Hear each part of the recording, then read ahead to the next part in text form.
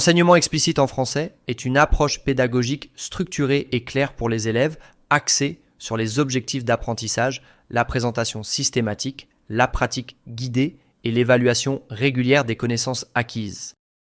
Le cours explicite en français se concentre sur des stratégies pédagogiques efficaces. Les enseignants clarifient les objectifs, structurent les étapes de la lecture, prélecture, lecture active, post-lecture et guident les élèves dans l'utilisation de stratégies comme la prédiction, la recherche d'informations et la réflexion. Des évaluations régulières mesurent les progrès et identifient les besoins d'adaptation.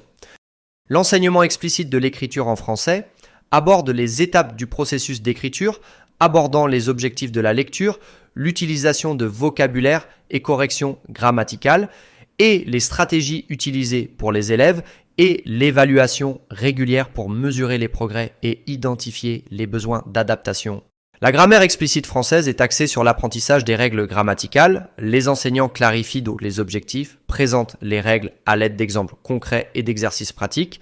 Les élèves sont guidés dans des activités de manipulation et de désécriture de phrases. Une évaluation régulière mesure les progrès et identifie les besoins d'adaptation.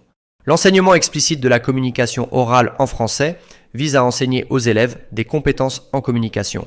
Les enseignants définissent clairement les objectifs de la leçon, notamment l'expression claire des idées, la prise de parole en public et l'écoute active. Ils présentent différentes stratégies de communication à travers des exemples concrets et des activités interactives avec des évaluations régulières pour mesurer les progrès des élèves.